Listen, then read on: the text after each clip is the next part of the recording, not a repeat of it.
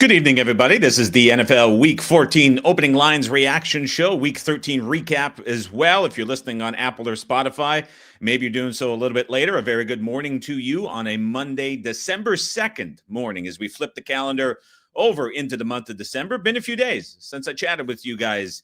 Good to see so many folks so early in the show, jumping back in the channel. If you have questions throughout the show, be sure to get them into the live chat.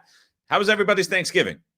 Hopefully you had a great couple of days away, friends, family, football, lots of games, lots to talk about, lots to look and go through as well in the recap, and looking forward to NFL week number 14. 1-0 week for the service, most importantly. Other than that, mostly a coin flippy week for me in general, and that seems to be the case recently as well. So good to be at least back and healthy and sitting in a chair and have the foot good, and hopefully we have a good December to end the regular season. It's also good to be upright. Good to say hello to Adam Orphan as well. Good to see you back. Hopefully you had a good Thanksgiving weekend. Danny is in for another show as well. Sean, good to see you as well in the live chat. Ryan Roberts is excited about Bryce Young. He's excited about the Parker Washington 5-1 touchdown bet that was given out over on the TikTok live. And what I'll say, guys, before I get into the show, I just want to acknowledge there is a lot of plays and thoughts and opinions and questions in a lot of different places. I'm posted in the comments over the week. We had over 100 comments on the YouTube video. I don't love how everything is very spread out. This season has kind of taken on a different look for media. And so I don't know if much is going to change the rest of the season. But certainly for next year, I'm aware of what's going on, and we'll dial things in and condense things in a little bit further. So just wanted to point that out because it has been mentioned, and that Parker Washington example is a pretty good one for that too. So that is what we're looking at. Done shoveling, says David Rosansky. That's certainly a lot of snow in a lot of areas. So with all that said, let's get to it. Jets Pete, I see your question in the chat. I'm pretty sure you were pushing on Twitter. Not my place to talk about that. It is a group entry, and I will say there were some other circumstances this week that led to it. It's one of those things where you get picked on social media. A lot of folks don't know what is going on behind the scenes. And so I get that you're trying to make a stir of it and bring it up, and you want Paul Howard to bring it up as well. I will just say not the place to do that without knowing the full picture of what is going on. So we'll leave that be for now. Just wanted to say that as well. You can keep tweeting, fine by me, but not my spot to say on what is going on there. But there certainly is more to it than what is going on. And it's one of those things where everyone on social media is free for picking. I'll leave it at that for now. So that's the answer to that too. It is all the entries are group entries as well, and it's just we'll leave it at that. We'll move on. We'll get started and go back to the recap with Detroit 23, Chicago 20, as the Lions. I don't want to say survive. I'll say they get away with a 3-point win against Chicago. I'll keep these games a little bit tighter as we got a full slate to get to, and then we have to look forward to the Week 14 games. And so a lot of folks know what happened on the Thanksgiving games. 3-point win for the Detroit Lions. Here's what I'll say about this one. The Lions defense, with the injuries they suffered, let's see what this unit looks like and continues to look like going forward. We know the Chicago Bears continue to have issues defending the run, especially in the middle of that defensive line. Since they've lost Billings, it's been a big issue. And we saw the Lions in this game start off and just hammer them on the ground. For the course of the game, it was 5.9 yards per rush for 194 yards. This is going to be something that the Bears probably don't have a big answer to, because what they had to do against the Lions in this game was switch from a lot of nickel looks that they were presenting. They brought extra linebackers onto the field, and then at least they were able to contain the run a little bit for Detroit. And we saw it force the Lions to be a little bit more pass happy than they probably wanted to be throughout the third quarter and into the fourth. Just with the personnel looks that Chicago was showing, it was hard for Detroit to run the football consistently like they were having so much success doing against nickel. But as the game went on, we saw the Lions offense become a little bit less effective when they were forced into that. And we saw the Bears able to play a bit of catch up as the Lions just sustained defensive injury after defensive injury after defensive injury. And that, again, is something now with Rodriguez down. You already lost Anzalone. You have a defensive line that's down multiple starters. That's going to be something that the Lions have to figure out how to coach and overcome with. and the Lions get away with the 23-20 win. For the Bears, the big story obviously is Eberflus is fired. I'll talk about that in the Niners game for the look ahead, as I think that is significant. And we have a pretty intriguing roster scenario with the 49ers and what that game is going to look like, considering what happened today with the NFC West winning, with the Rams winning, as well as the Seahawks winning. And so a lot to talk about in that. We'll save the Eberflus stuff for that looking forward. New York Giants lose on the road at the Dallas Cowboys. Cowboys 27, Giants 20. This was the all-in game for the Dallas Cowboys, and it definitely showed. This was a big game for the Cowboys, getting the win at home, breaking the streak, and it was just the defense abusing the New York Giants offensive line up front. I mean, that was bad. The Giants penalized 13 times for 98 yards. There were several which were not accepted. The QB boost that was expected, myself included, from Drew Lock, just never happened. He had a couple of big runs, but there was not consistent offense for the Giants whatsoever. When you look at the scoreboard for this game, it was dominance by the Cowboys, plus half a yard per play, plus 2.0 per pass, more than 100 yards total, gained in offensive output. And there were some noise in that number too, with the Giants having a drive late to kind of make the score a little bit tighter than it probably should have and probably looked to be deserving. Drew Lock did throw the interception to Overshawn, which was a great play, but it's not even something that you can really take away and say negatively about the Giants, as that was kind of what the Giants offense looked like and reflected. And so great individual play, but that was a Giants offense that struggled all game long. And this was an ugly one for New York on the road. I do question what it looks like for the Giants going forward with Daboll, the alleged locker room issues going on. Not sure what we get from that. For the Cowboys, CeeDee Lamb gets an AC joint re-aggravation. His status unclear going forward. But is this a level of effort now with guys back that we can expect? The pass rush and the pass rate on offense, the pass rush on defense, both look live. Pass rate, very high. Pass rush finally clicked last week. How much of that was maybe a refresh and a defensive buy-in compared to just a bad Giants offensive line? I think two fair questions to take away going forward. Green Bay 30, Miami 17. Packers win and cover at home. Everybody wants to blame Tua for this loss. This was not on Tua at all. This loss was completely on the Miami Dolphins defense and missing 20 tackles, most missed tackles in a single game by any team all season long. Mike McDaniel didn't want to talk about it post-game. It was all shades of bad for the Dolphins defense. Couldn't get anybody on the ground. At the end of it, the Packers put up 7.3 yards per play, 9.8 yards per pass, and 4.6 per rush. A clean sweep. Jordan Love finishes with the sixth best mark versus expectation, completed 75% of his passes as well. A little bit of noise to take away. The Dolphins were stopped in Packers territory twice. They turned it over on downs. But again, this is going to be people wanting to take jabs at Tua. It's not that at all. 37 for 46, 365, 2 touchdowns. This game was entirely about the Dolphins defense, no showing. And if I am to take away a little bit from that, by the time you got to halftime in this matchup, the Dolphins were down 4 defensive starters, 3 of which were in the secondary. We had the Josh Jacobs over props in this game. Even in the second half when the Packers were leading, they didn't want to run the football. They wanted to throw the football because of all the injuries that the Dolphins had in the secondary.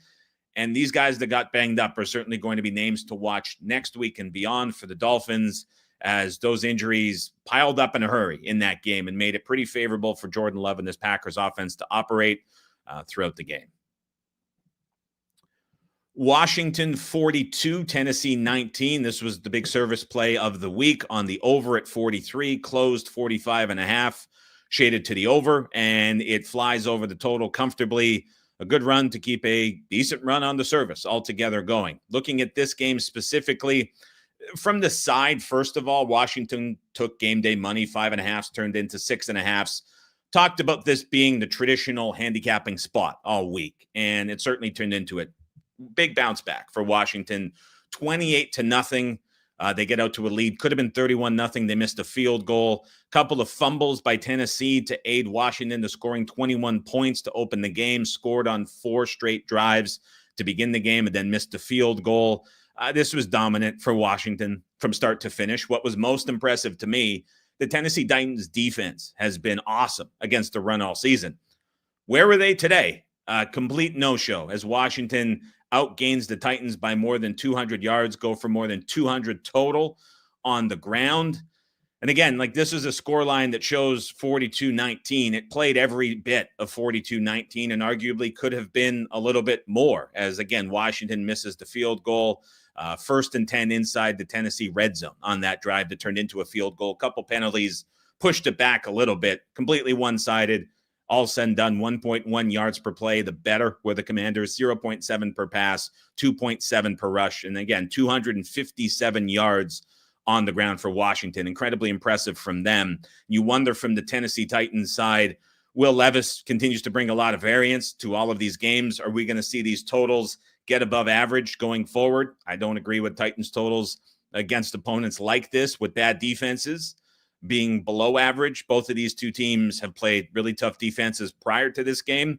We'll see what these totals are priced at going forward for Titans games, but certainly this team is taking on a much different profile of play compared to what they were earlier in the season. We know there's injuries in the backfield of the defense, but if this run defense and what they showed today is a sign of things to come and it starts trending worse than what they were early season, teams are going to have their way on offense against this Titans team down the stretch in December. LA Chargers 17, Atlanta 13. Atlanta's becoming just the misleading box score king every single week. I'm shocked at what we saw in this game and this box score. I'll start off with, I think, the big story. Is Kirk Cousins injured? It's a very real question to ask. And the Buccaneers took it to overtime. I was going to say with the Buccaneers loss, we'll see what happens with that. You start to wonder how live Buccaneers futures might be if Kirk Cousins is truly injured. I have a bit of a difficult time figuring out how injured he might be. There was speculation post-game on Twitter that the shoulder injury that he suffered a couple weeks ago is still a lingering factor. There were throws that he made in this game. Kirk Cousins is known at times for making some bad throws, but I'm talking like 45-year-old dad throwing to a infant in the backyard with a Nerf football type of velocity that we were seeing from Cousins on some of these throws. He finishes the game with 4 picks. The pick 6, I was blown away. Not only was he staring down the receiver, but the touch that he put on this out route was a joke. And the interception in the end zone was arguably as bad, possibly worse. A lot of throws on replays that were zoomed in showed him jumping off of his back plant foot, his right leg, where he had the injury. I don't know if there's something going on there too. I have no idea what to make of that, but it certainly looked to me like a quarterback was injured. Now, when we're talking about the misleading box score element of this game, if you think back to the Falcons against the Saints, that was wild, where they were 17% better in net success rate, 25 to 14 first downs. Like, that was a crazy box score in its own. Here we go with this one. Every week is something new with the Falcons. They outgained the Chargers by 14 first downs, half a yard per play, a yard and a half per pass. They have nearly doubled the total yardage in the game. The score was 9-7 for the Chargers at halftime. Here's what happened in the second half. Chargers up 9-7 at half. The Chargers go on drives in the second half of 11, 3, 7, 9, and 12 yards total. They never cross midfield. The Atlanta Falcons, in comparison, go on drives of 66, 29, 62, 26, and 59 yards. If you compare those two to a 9-7 scoreline at half, you're thinking the team that put up almost 300 yards of offense and had multiple drives of 60-plus yards, compared to the one team that did not cross midfield, you would think that team was able to come back and win the game. Not only did they not win the game, they lost by more points than they were trailing by at halftime. A 9-7 deficit turned into a 17-13 final. It's hard to look at this box score. It's hard to look at the play-by-play and figure out what in the world happened that the Falcons were not able to win this game. Blown away, again, by a Falcons box score. It's happened several times so far this season. The big story, obviously, 4 interceptions. You think about when those interceptions happened. Atlanta turned the ball over at the Chargers 29-39, which was a pick six in the end zone and at the 24. And that's what did it. Don't know what's going on with Kirk Cousins. That was bad. That's very concerning. And we will see if there's more reports on it, try to figure out what's going on. That was a weird one for Kirk Cousins and the Atlanta Falcons in this game. Comment comes up that the Falcons weirdly had a pass rush in this game. Yes, they did. Sacked Justin Herbert 5 times. So, like, you add that in, they do something they haven't done all season. You have an offensive box score that looks like this against the Chargers offense, which was held in check. Man, this is tough. I will say Ladd McConkey hurt with a knee injury. He represented 75% of the Chargers offensive output in this game by himself. Pittsburgh 44, Cincinnati 38. Woof.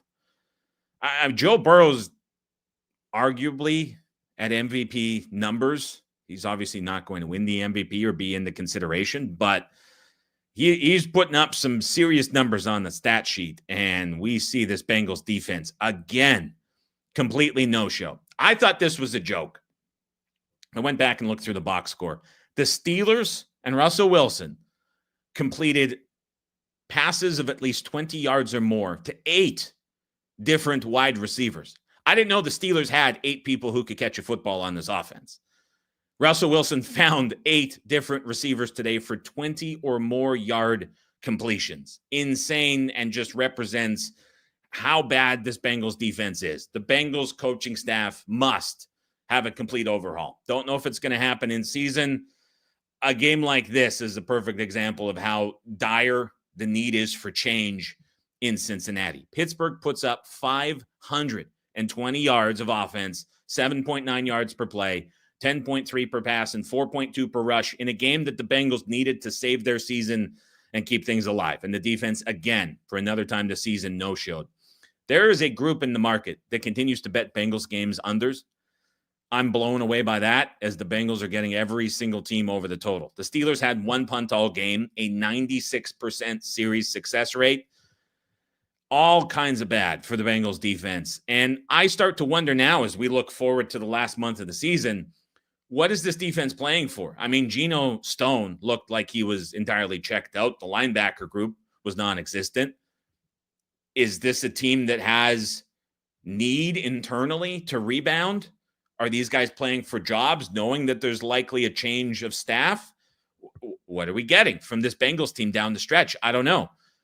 The Steelers' offense continues to be complete boom or bust. I mean, that's all kind of surprise to me. And today was a good example of the variance pendulum swinging back in favor of them. And boy, if you're a Bengals fan, you have got to just be absolutely aggravated at this defense and how it plays out to finish the season, and really wasting great offensive performance consistently for the Bengals. Some of that can be said because they're trailing so often because of the spots they're put in, but still, that's another bad performance for the Bengals D.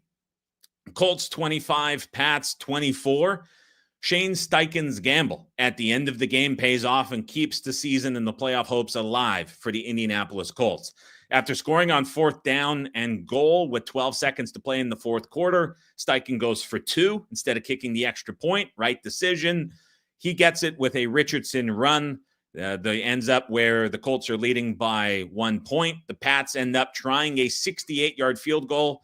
And I tell you, they didn't show the replay down the goal line, but that field goal sure looked like it missed by this much, just falling short. So the Pats even still had the chance to come back and potentially kick that long field goal. Colts get away with it. And I think getting away with it is a very accurate assessment of this Colts performance on the road against New England, because you look through the box score and you look at the game flow, it was pretty ugly overall for Indianapolis. The Gus Bradley bend but don't break cover 3 defense, they won in the red zone, and the Pats continue to struggle trying to get the ball across the goal line. The Patriots moved the ball all day between the 20s, and then they go 2-6 inside the red zone. 6 red zone trips for this Pats offense continues to be an improvement under Drake May. The Pats had first downs at the Indianapolis 7-2, 11, and 7 on 4 different drives. Those 4 drives turned into 9 points total. And so the Pats should have been in a spot here where it was very one-sided. very lopsided in the box score, couldn't get away with a win, more than 200 yards total. They outgained the Colts by and 2.1 yards per play, which is a massive differential. But the Colts come back, get the win on the Pats' red zone struggles. Now 5 for 19 the last couple of games inside the red zone for the Patriots. The Richardson numbers, I mean, these were a bit of a joke. 15.4 intended air yards per throw. It's just silly. 9.6% below expectation, but still, the Colts win in spite of that. It's a very hard team to figure out what you're getting on a week-to-week basis from some of these offensive numbers that the Colts put up. For the Pats, with some of these red zone issues that they're having, if these ever turn into touchdowns, we're seeing this team lined in the low 40s against kind of average total opponents in the league. Let's see what happens with Pats totals down the stretch. But this was an interesting box score, to say the least, in this one. Houston 23, Jacksonville 20. I really am struggling with what we're getting out of the Houston Texans on a week-to-week basis, and I haven't been too involved with their games. I don't know if that is going to change. They end up leading 6-0 after getting a pick of Trevor Lawrence in the second quarter. They kick a field goal. On the next play, Al-Shaair with one of the dirtiest hits you will see in 2024 NFL on Trevor Lawrence and knocks him out of the game. Violent hit. Lawrence carted off into concussion protocol. Just came back from injury. That's why this line went from 7 all the way down to 3. The Jags were getting bet all week. Mac Jones comes in. At this point with the lead, you would expect the Texans to be able to put this game away, considering how we've seen Jones play the last couple of weeks and how much that changes up the game plan. The Texans did 80% of that. They extend the lead to 23-6 after scoring 74 and 82-yard touchdown drives, but then they concede 2 long drives to the Jags to end up where this is a 3-point game, and all of a sudden the Texans, that should have been on the gas putting this game away, need to pick up a first down near midfield at the 2-minute warning. They're just barely able to do it with a mix and run. They end up sealing the game. The game closes 3. They push on 3. Anybody betting Jacksonville early in the week wins and covers. This seems like a victory for the Texans, but then you go to the advanced box score and you start to look at this.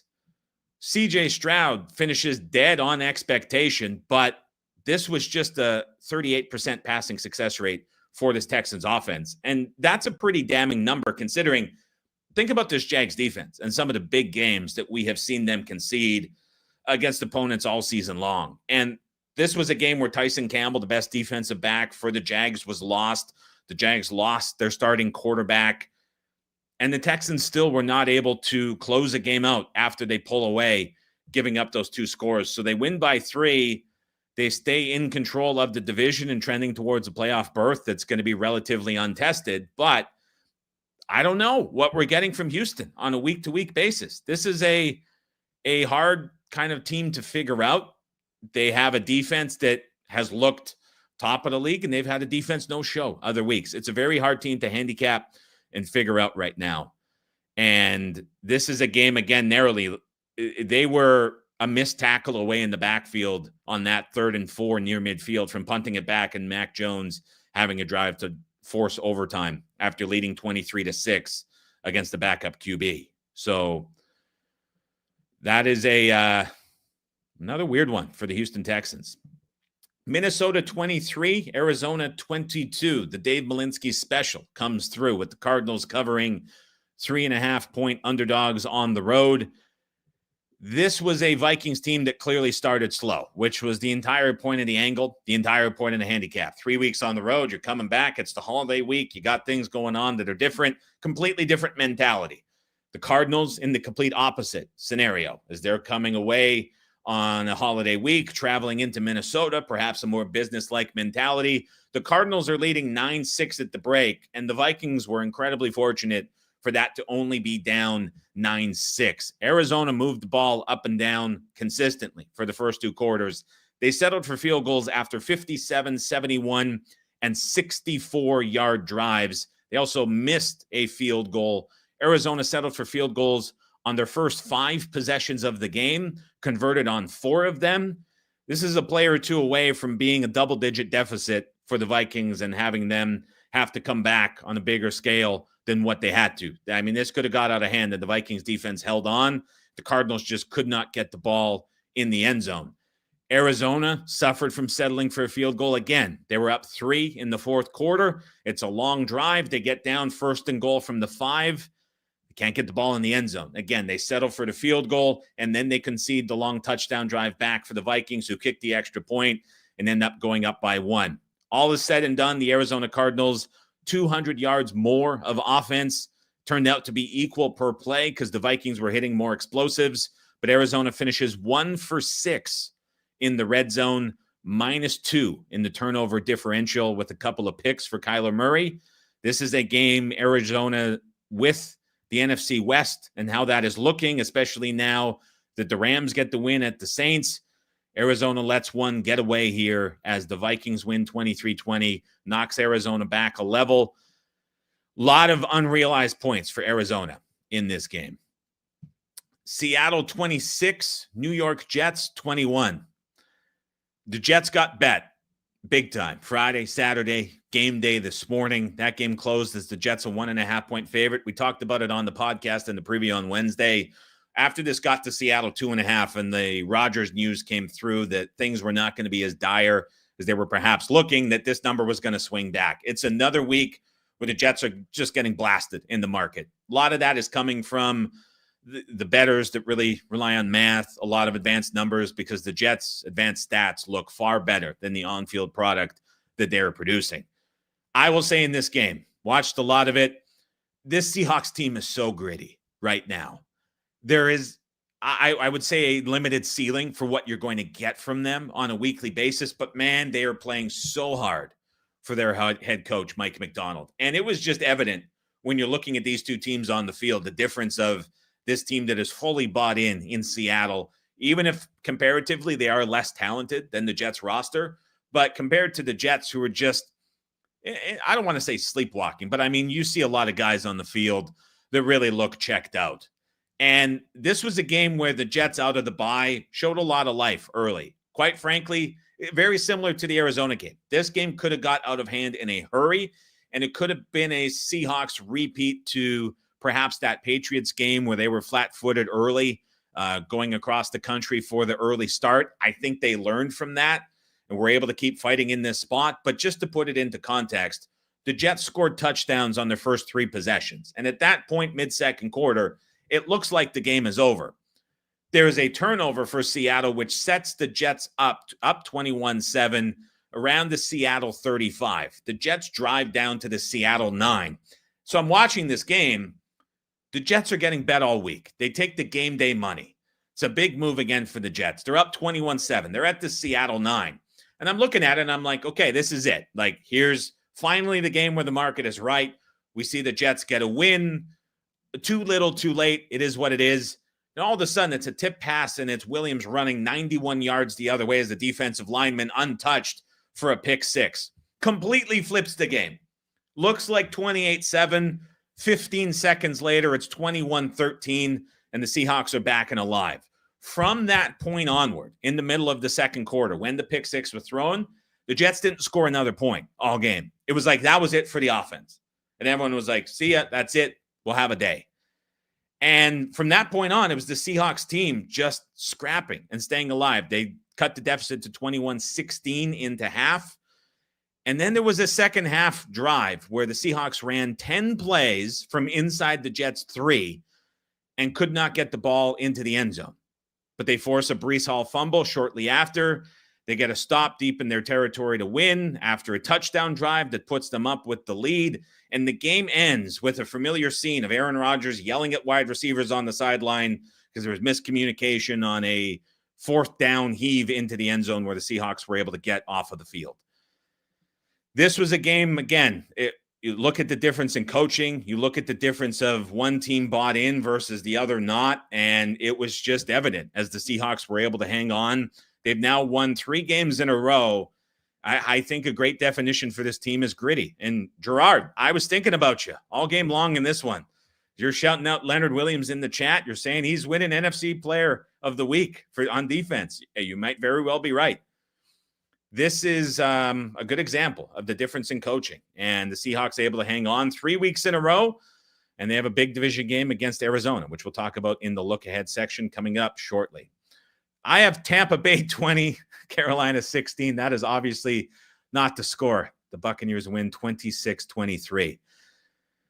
That's a bit of a kick in the shins, because not only do we not get the Buccaneers futures opening up, but you kind of lose it with the Panthers. It looks like they must have given up a drive late, as I came on right after the Thielen catch for the touchdown in the end zone. And so the Panthers took the lead 23-20 with 30 seconds left on the clock. It looks like Eddie Pinheiro kicked the touchback. So again, you don't have a kick that can take any time off the clock. McLaughlin kicks a 51-yard field goal to force overtime. Tampa Bay misses in overtime on the first possession, sets Carolina up, who's at the 34 of the Buccaneers, 1st and 10. Chuba Hubbard fumbles in overtime, recovered by the Buccaneers, who drive down inside the Carolina 10 and kick a short field goal to win 26-23. Buccaneers get away with a victory. There were a lot of folks sweating the cover as they were down inside the Carolina 1 on 3rd down and were stopped. More so a story of a game where the Buccaneers and the Panthers each put up more than 370 yards. Buccaneers 2 for 5 in the red zone. Panthers 1 for 4. It's a game where the Buccaneers go now to 5-6 on the season. And something you absolutely, I guess it would be 6-6 if I'm misquoting the record on the fly, if it's not fully updated with the bye week coming into play. As I'm looking at it, tied with the Falcons. I haven't seen the updated standing yet, so I'm being put on the spot. Where I wanted to go with this, not a big full recap that I can have for this game as we came on air just as it was finishing.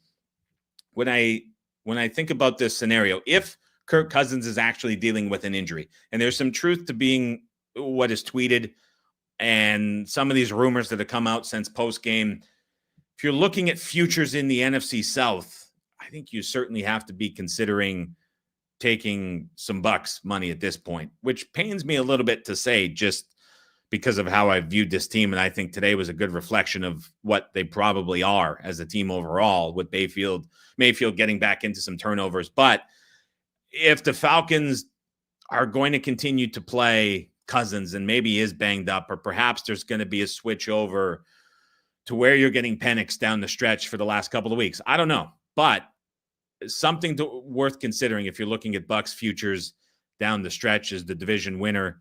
You're playing for the division at this point, given how that wild card spot is looking. And in terms of the schedule, both of those games against the Falcons have already been played earlier this season.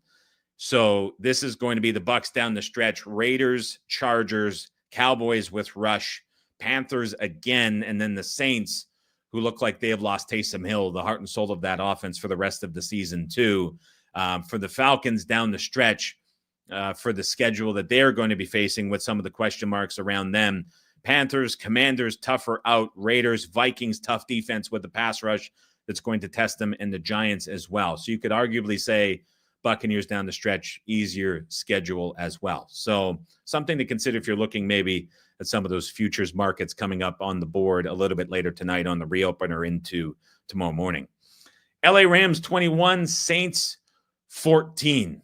This was a game where it reminded me a lot of the Rams game on the road at the Patriots, where it just took a little bit of time for things to finally click and their offense to really get going.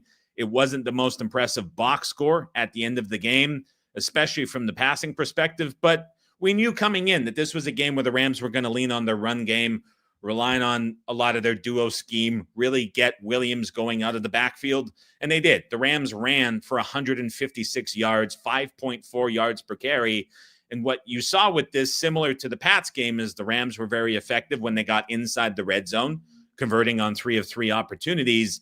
And then they were able to get stops against the Saints. New Orleans goes 0 for 2 inside the red zone. Derek Carr had the one explosive play to MVS for the touchdown, but was relatively held in check by this Rams defense that stepped down in class, playing an opponent in their weight class, if you will. Carr goes 24 for 37, just 184 yards passing.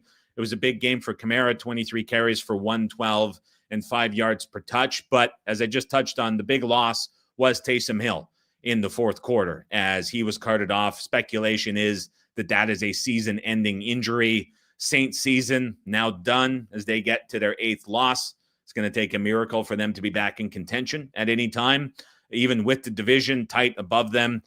Don't think anybody is expecting them to be contending with the Bucs and the Falcons at the end of the season now that they get to the 8th loss. And so I have a question now with Rizzi, the new interim head coach. 2 very misleading wins before the bye. You come out of the bye and you lose against the Rams. You now lose Hill. What's left for the Saints team? I'm not so sure. The Rams, very competitive in that NFC West battle. San Francisco, massive implications tonight in Sunday Night Football against the Bills. But it looks like it is going to be Rams and Seahawks down the stretch in that division if it turns out that we see a loss from the 49ers tonight on Sunday Night Football. Philadelphia 24, Baltimore 19. Impressive from the Philadelphia Eagles in this game, to say the least. I don't really have a great high-level takeaway in this spot. The Eagles were able to stay in their base defense and defend what the Baltimore Ravens wanted to do at their core for the majority of the game and hung on. It was 9-0 for the Ravens, and then you had the miss from Justin Tucker. And in the third quarter, where the Ravens were driving and you had Tucker missing field goals, the Ravens were holding the Eagles' run game in check. They were limiting what the offense could do, were preventing a lot of explosives. That felt like those kicks missing just took the wind completely out of the Ravens. And it's kind of a cliche thing to say, but at that point in time, you're looking at a game that 19-14 with the extra point and Tucker making field goals, a much different scenario than how this game turned out. Even in the box score at the end, Jalen Hurts, 11 for 19 for 118 yards. Saquon Barkley, 23 carries for 107, 4.7 per touch. Ravens defense played well in this game, holding the Eagles to 4.7 yards per play and just 252 total yards. Just turned into misses and mistakes and unrealized points for the Ravens. Go 2 for 5 inside the red zone. As I said, missed a couple of field goals. I would say at times, if you could take anything back for the Ravens, maybe they got a little bit too pass happy at times.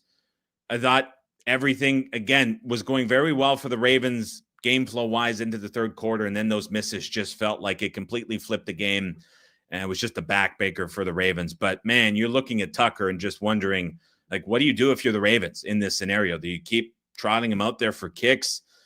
This is getting kind of detrimental at this point with some of the misses at this point in the season. It's bad. Rudy's asking, do you pick up a different kicker? I mean, how do you get rid of a Hall of Famer who clearly the leg strength is not an issue? It's so hard to explain what is going on. And it's not just for Tucker.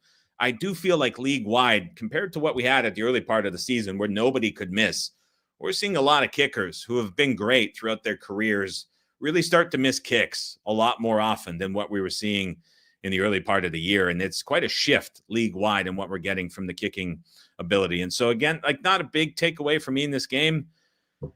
Eagles look good.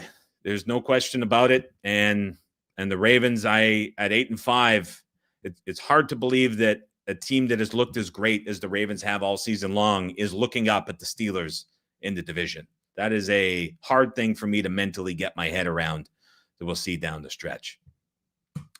All right, before we get to Week 14 openers, just want to scroll up and see some of the questions that are coming through and what we're looking at. Lots of commentary about the Seahawks, lots of commentary about the Panthers game and how that finishes. Tom is asking about Joey Burrow. How many times does he have to put up 30-plus and be non-competitive? I think it goes both ways. On one hand, Burrow's playing exceptional football. On the other hand, he's playing in games that allow him to be incredibly aggressive throwing the football. I get it. His numbers have been awesome, but when you're in spots like this, you're going to have very good numbers as a quarterback. It's kind of the inverse of this team wins X% of games when their running back has more than 100 yards.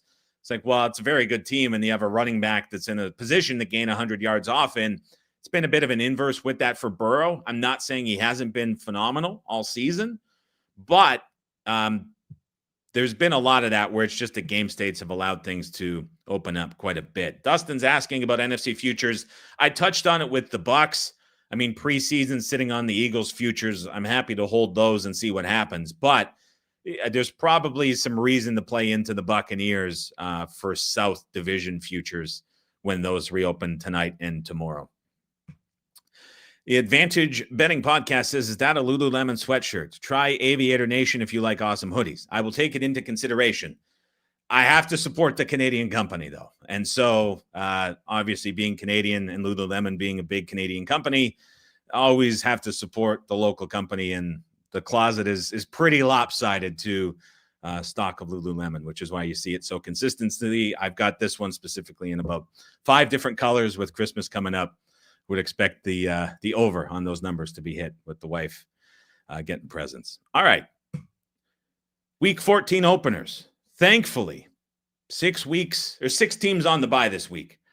Bye week for many teams needed, but also you get the shorter card.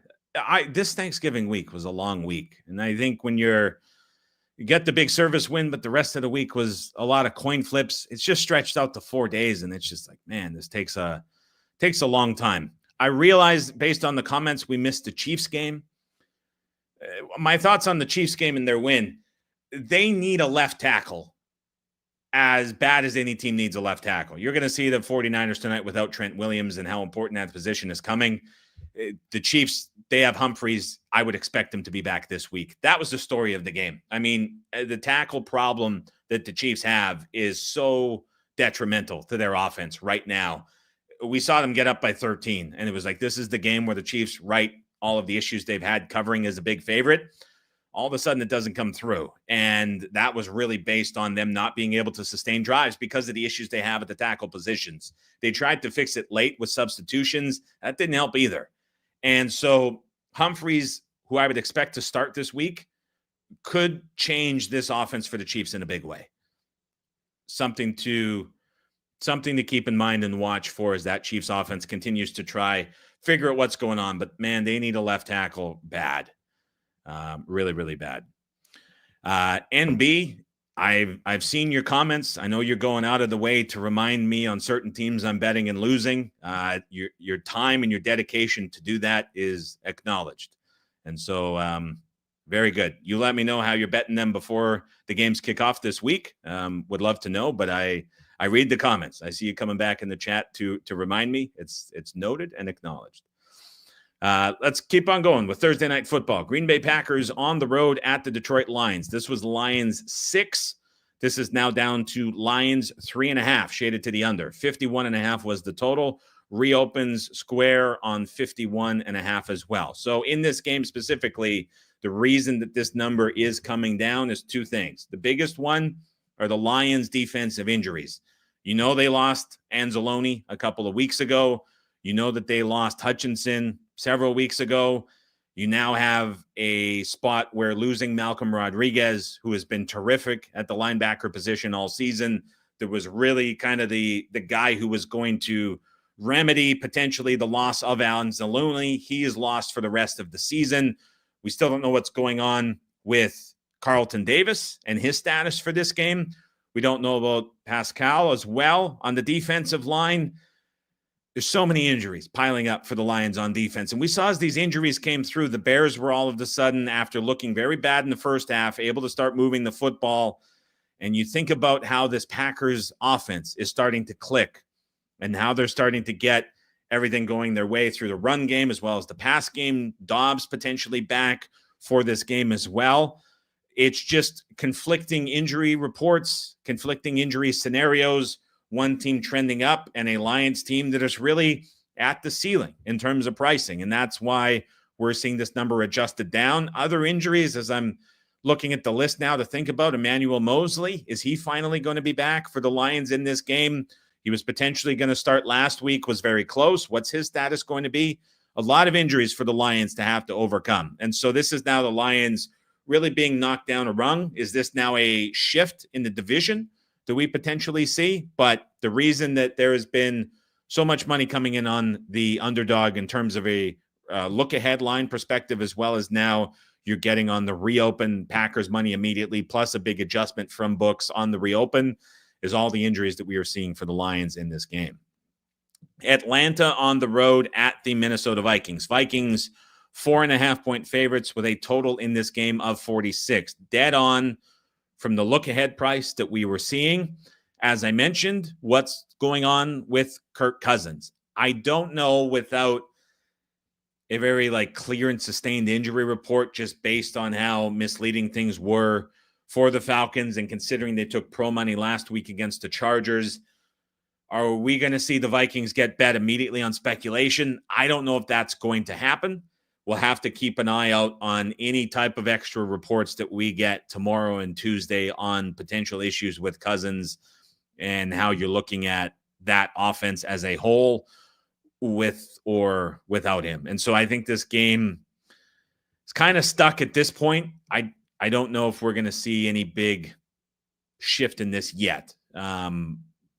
Really, it's going to come down to who has info, if there is any. If there's not, I do think 4.5 is fair. New Orleans on the road at the New York Giants. Oh, boy. Saints are 4-point favorites on the look ahead. We're out to 4.5 despite the Saints' loss, and the Giants get blown out and embarrassed. The Saints losing Taysom Hill is significant. Is this a team that should be laying 4.5 on the road?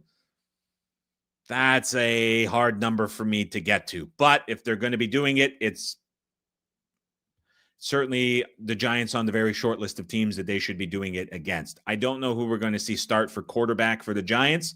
Are they going to go back to DeVito, who I would assume is healthy, or stick with Locke? I would say Locke looked very underwhelming relative to expectations that were set. Have to wait and see a quarterback. Is it going to make a difference price-wise?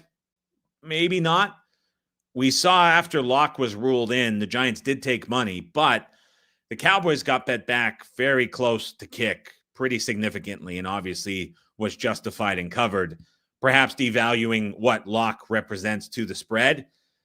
Saints are a bit of a different opponent, and they're laying 4.5 on the road, but there's a lot going on behind the scenes with the Giants right now that makes them in this spot, even as tempting as it might be, a little bit difficult to get into. Off extra time to prepare too, I guess you can say, in the mini buy, playing early on Thursday. Man, that's a tough one.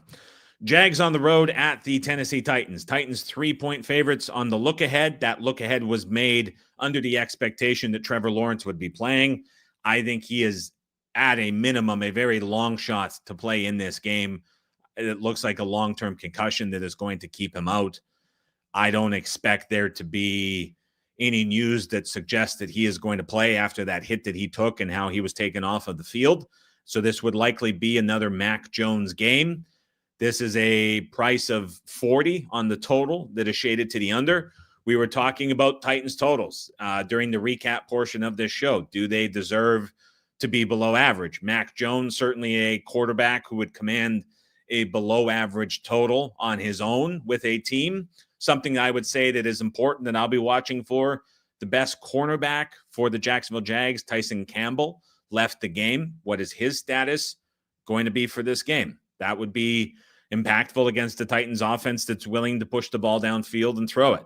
This is a Jags defense we know is going to play a ton of man, which could be suspect against a run game. And we saw Mixon today have a lot of success and really shoulder the load for that Texans offense, as the pass game was struggling a bit at times with Stroud and how those plays were being called. So curious to see if this total goes a little bit lower, quite honestly. Should Titans games with Will Levis be lined in the 30s? I don't know. Las Vegas on the road at the Tampa Bay Buccaneers. Buccaneers from 7.5 down to 7 on the reopen, so a half-point move down, 45 down to 44.5. Aiden O'Connell certainly looked a lot better than expected, to put it lightly, against that Chiefs defense. Took him about 2.5 quarters to get comfortable, and then we saw him connect on some big throws to Tucker. Bowers looked great as well in this matchup against the Buccaneers. Man, and not much of a thought for me on this one, side nor total. That's Buccaneers just closed 6.5, 7 on the road at Carolina. They're now 7 at home to Las Vegas. It's a pure reaction show for a reason. You're getting a reaction that's a little bit stuck in between on this one. Cleveland, Pittsburgh, not fully open yet with Cleveland playing tomorrow night. The places that do have it have this number adjusted down from 6.5 on the Steelers to 5.5 minus 120. Tough to talk a whole lot about this before we have the game tomorrow played on Monday Night Football, which involves one of the teams. The Browns' buy-in and the effort that they showed against the Steelers on Thursday Night Football was immense. I can't imagine a world where if Cleveland gets through unscathed and not hurt and everybody's fine and they come into this game, 6.5 seems like a lot. And I would think we see a shorter number posted. What happens at that point is a bit of a different question. But man, that initially to me, 6.5 looks like a big number, assuming everyone's healthy. But we're a long ways away from being able to tell a whole lot as Cleveland plays tomorrow. Obviously, a different scenario than what you were getting between the two teams on the first game. Carolina on the road at the Philadelphia Eagles. Eagles, 13-point favorites on the look ahead. Reopen is 12.5. This seems like a disaster for Carolina on the road. It's a very big number for the Eagles to cover. The biggest weakness of the Panthers' defense is run defense. The biggest strength of the Eagles' offense is the run game. The biggest the biggest asset for the Panthers so far in this mini run and resurgence has been their run game. The biggest strength of the Eagles is their run defense.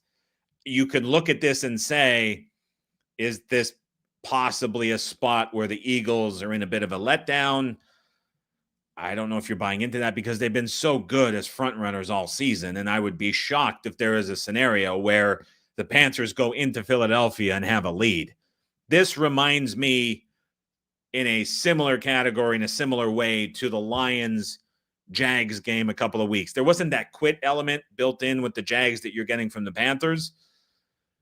But man, this is just from an on-field matchup perspective, this is as bad as it gets for the Carolina Panthers. And so I'm kind of enticed to lay a big number here with the Eagles, as bad of a spot as it might be coming off of the big win against the Ravens. This just seems like a pad the stats game in every way for the Eagles.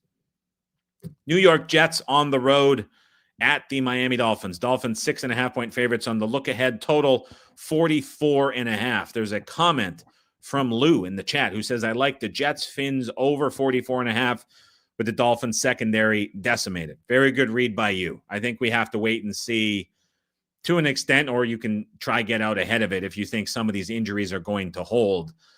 We're looking at the Dolphins secondary with just so many question marks. What are we going to see from Kohu? What are we going to get from Kendall Fuller? Cam Smith banged up as well. Anthony Walker, their best run defender at linebacker, is hurt. Benito Jones, their nose tackle in the middle of the line. A lot of defensive injuries. And again, once those guys went down, the Packers were wide open on offense. I have no idea, guys. The most unprofessional thing you can say during a podcast is I have no idea. It's the truth. I don't know what we're getting from the Jets at all. How did they come back after? I feel like I'm saying it the last couple of weeks. How are you coming back after what happened in that game against the Seahawks, where you put up 21 early, you don't score again? Rodgers is jawing at guys on the sidelines, all these rumors about shutting him down. I don't know what's real behind the scenes. I don't know what you're getting from this team on a weekly basis. They get bet every week in the market. Are they going to get bet again? Potentially 6.5 at Chris is leaning towards 7. I would think if it's a Rodgers game, you probably expect that to happen again. It's every week it's happening. Again, unprofessional to say, but I don't know what you're getting. Now, Lou, in terms of your total, I agree with that. If those injuries hold, I would say, more so than I would agree with the opposite of that. But like, I'm looking at this number and I'm just thinking about like Dolphins closers here. This looks like it's going to potentially touch 7.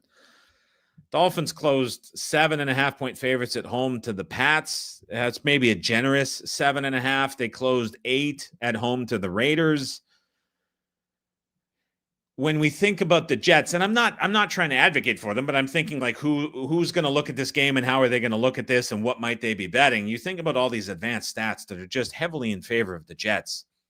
And if this were to get to 7 and Rodgers is playing and there's not any changes, that certainly stands out. Something else I will say to that total at 44.5 is Sauce Gardner and DJ Reed finished the game on the sidelines, both dealing with injuries.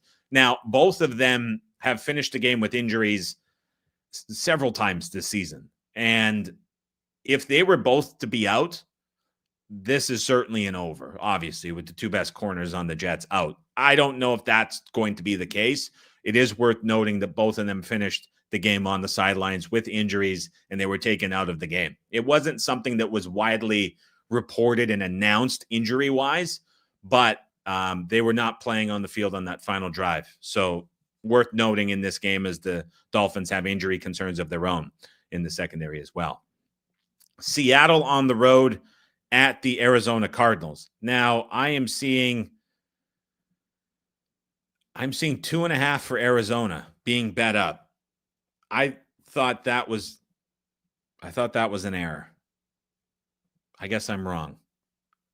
So that's a bit surprising to me. I know Arizona did get bet as a side on the road in Seattle. Murray had the pick 6. Seattle is just scraping by. I could understand the sentiment to perhaps be betting against the Seahawks in this case, getting this all the way to 3. Seems like a lot to me. It would be my reaction to that. I honestly, I didn't know if that was an updated and a refresh because the look ahead was 2.5. I didn't see much today that would justify bumping that up to 3 personally. A bit surprised by that. Buffalo, LA off of the board. Chicago, San Francisco off of the board. But I want to talk about this. The Bears fired Matt Eberflus. He clearly lost the locker room. There has been nothing but rumors and negativity around him as head coach for the last, you call it 6 weeks, honestly. Taking him out is a big refresh and a big restart for the Bears. Chicago has played 3 of the best teams in the NFL the last 3 weeks, all in their division, and played them very competitively from a scoreline perspective. This is a game where, of the last 17 years I've been betting the NFL, I would be blindly clicking the Bears, getting the points on the road in San Francisco, extra time to prepare. The head coach fired bump. And I mean, it's a necessary and needed head coach fired bump. The interim head coach is a guy that is well liked amid the team and the players in the locker room. Everything about this screams reset for the Bears. What's frustrating me about this season is a lot of these games where in so many seasons past, it's just a blind click. And you're like, that's the spot I want. What I imagine happens tonight is the 49ers without Trent Williams, without Bosa, with all these other injuries, and with a handful of guys coming back for the first time in a while, I think they struggle against Buffalo. I haven't bet the game side nor total, but I would be very surprised if the 49ers are really competitive and have a chance to win this game at Buffalo. I think the spread is right. I think the total is right. I think if there's a chance, it gets uglier rather than the 49ers threatening the win. What this is going to lead to is now the Bears going on the road to play San Francisco, who has the season on the line next week. I would imagine Williams is back. I would imagine Bosa is back. It is a spot where Ward is going to have extra time coming back from the personal stuff. Lenore is probably back as well. Greenlaw has a chance to play. This is the all-in spot for San Francisco in Week 14 if they were to lose against Buffalo. Still a very important game, but I'm talking from like, what are you going to get from a price perspective? If you have the Niners look bad tonight and this number, I mean, it certainly wouldn't reopen 6, even with guys back. Maybe it's 5. The 49ers are arguably as enticing of a bet as the Bears would be in this scenario. And so, again, I feel like it's happened, not the coach angle, but similar things like this have happened about 10 or 12 games this season where it's just the one thing you really want to bet into is just in a really bad matchup. And this probably means it's not going to be a game that's bet unless this were to really reopen a lot shorter. It sucks because everything coming together for the Bears is such an enticing makes them such an enticing team to bet into for this 1 week. I just can't imagine doing it against the Niners, who are probably going to be all in for this one with guys coming back. LA Chargers on the road at the Kansas City Chiefs. 5.5 for KC on the reopen, down now as low as 3.5. As I'm seeing at FanDuel, I'm seeing 3.5 at DK as well. Bet online 3.5 minus 115. I have to think Humphreys is going to be good to go and playing in this game. That to me is going to change the Chiefs' offense, and it's going to give them and Mahomes time in the pocket. Brown is still going to be early to come back. Speculated that he is going to be back as early as week 15, week following this one. That would be like the ultimate boost to the offense of getting back another wide receiver. The impact Humphreys is going to have on this offense is significant, and the frustration and the annoyance and the anger that was shown from the Chiefs not being able to sustain offense against the Raiders was pretty amusing to watch through the screen. In this game at 3.5, I'd certainly be interested in the Chiefs if Humphreys is going. Cincinnati on the road at the Dallas Cowboys. Total, look at this total go. From 44.5 up to 47.5 and shaded higher. You have Cooper Rush and the Cowboys, who are throwing at a very high rate over expectation. You have the Cincinnati Bengals defense, perhaps signs of some guys showing a little bit of quit and checking out in that game against the Steelers. They're getting everybody over the total. You have Joe Burrow playing at a very high level. He's certainly going to be tested by this Cowboys pass rush. This game was absolutely going to be flexed, but it stuck because it's the Simpsons game and all the voiceovers were recorded, so they can't get it out. I get why the total is being bet over. But again, every game for the last 3 or 4 weeks for the Bengals has seen steam to the under throughout the week. So curious to see if that happens again. And this is maybe there's some intrigue from the Cowboys pass rush and how that looked against the Giants. I mean, Dallas and the Giants got to 47 with Drew Lock playing. Now you have Joe Burrow on the other side. I would expect this total to probably continue to creep up as the week goes on, as this looks like probably a pretty popular over throughout the course of the week. That gets us to the end of the week 4 openers and the reaction. I will say this week certainly is going to be a lot tighter and a lot lower volume than what we saw in week 13. Something else to bring up. I know I said it at the start of the show. A lot of things being done in a lot of different places with games. I mean, I'm talking about every game every week in 3 or 4 different places. It's too much. It's going to keep going this season. I'll try kind of confine things into a single spot to make it a little bit easier for everybody to follow here through the podcast and obviously the service, which continues to go.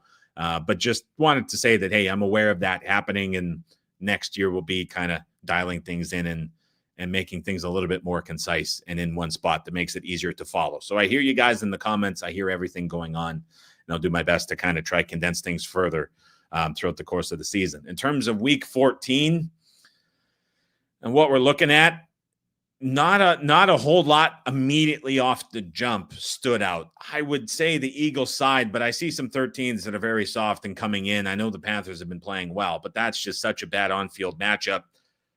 Something that certainly is intriguing to me, the Jets-Dolphins injury spots on both sides for the secondary specifically. If those come together, you're most certainly seeing this total creep up, I would expect, from 44.5. What to make of Titans totals, especially if this gets into the high 30s. Also, Seattle, Arizona. I know the Seahawks defense has been awesome. Arizona got some defensive guys back too. Last year in December, for those of you who are following the show, watching the Sam P stuff, it's a really hard angle to define, but you get these season on the line games that take on more of a playoff game atmosphere. Those recent seasons have got a little bit out of hand late, and there were some really good lower total overs that we were hitting last year, especially with the Browns and some subtle changes you get. Don't know if this one fully fits that, but initially my eye and my mind kind of goes that direction a little bit. Buffalo, LA, waiting to see. Chicago, San Francisco, unfortunately, would love to bet on the side there, but that's not going to happen. And then the Chiefs as the side initially kind of jump out to me too. So that will do it for me today. Appreciate everybody for stopping by the live recap, as well as look ahead to the week 14 opening odds. If you're watching on YouTube and you haven't hit the subscribe button yet, would love if you do. If you're listening on Apple or Spotify and you have a second to leave a review, would love it if you do. Back on video, home stretch in the month of December. Let's have a good month coming up ahead. Thanks everybody for stopping by. Enjoy Sunday Night Football. I'll chat with each and every one of you again on Tuesday morning.